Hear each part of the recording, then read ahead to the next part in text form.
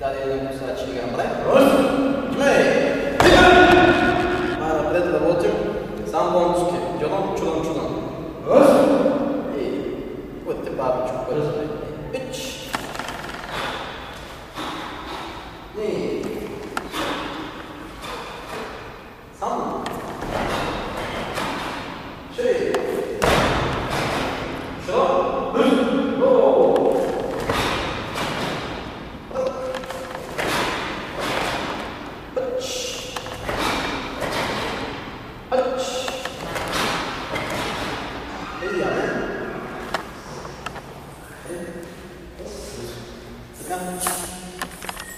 Техника.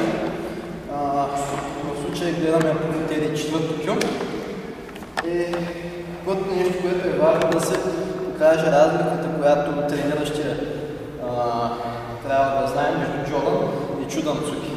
Джодан Цуки на нивото на плечката, Чудан Цуки на нивото на слънчевия сплит.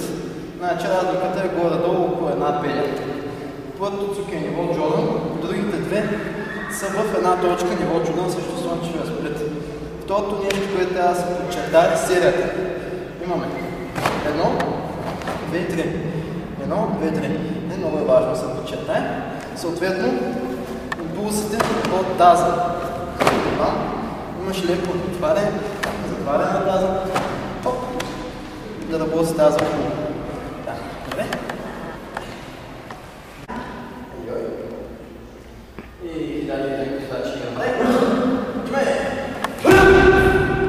Работим най-напред. Дякоцки през да. Къде е базичко? Пич.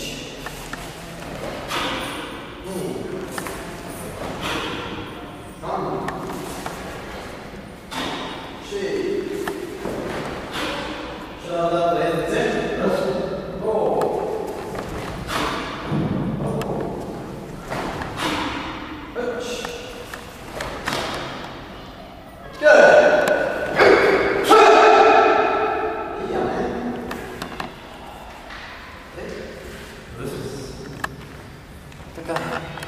Значи основните правила при изпълняване на техника в кикбокс с завъртане. За четвърто кю основните техники с завъртане ги има. Сега, основното нещо, което трябва да се знае е, че когато въртим остта на тялото, винаги трябва да бъде изправена. Не трябва да се накланяме на никъде. Тоест, от тук, когато правим дякоцки през гръб, първо работи таза. Дърпане. Тялото ни остава изправено. Второто, което е много важно, през цялото време да следя целта, т.е. там, на където отдам, винаги следя погледа ми на там. Продължавам, краката ми работят, тялото ми не се изкривява. И след това от тук бута, задния крак бута, дякоцки. И общо висна. Да се използва бутенето на таза. При техниките през лице принципът е същия, само че обратно.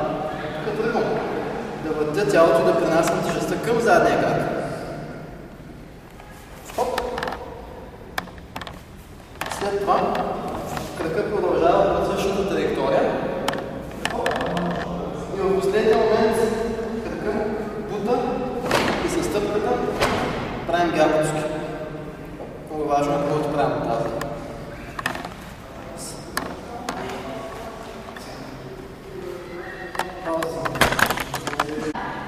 Значи това в момента е техника за трето кю. Да видим косачи играм. Чуме! Най-напред работим дякоцки през гръб на място ленцуки. И пич!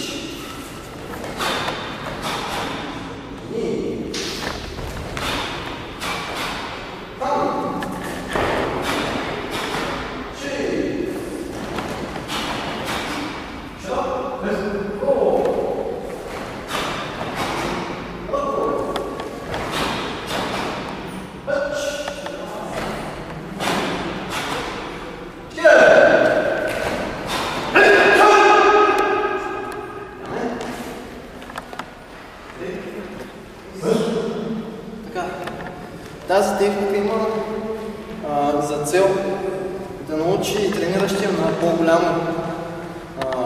по-голям контрол на тялото си и съответно да покаже малко по-висока степен на майсторство в контролирането на движенията си. Тоест от тук, след първото гябицуки, имаме стоп на тялото, да може да се балансира и да замръзне. След това вече трябва да продължим останалите техники. Нали, не трябва да бързаме тук след гябицуки да направим другите две. Ами, стоп, хоп. Пак по същия начин, без да кривим тялото. Чета само тихичко ще отмънеш, да? Ти ще чек само. Да. Дали сега ще ги направи? Джимей! Айде третия. Агилки, ударите мъчи, ги една барай, гябицуки. Първите три техники са с една ръка. Агилки, ударите, ги една барай, гябицуки. Ай бабочко. Меч.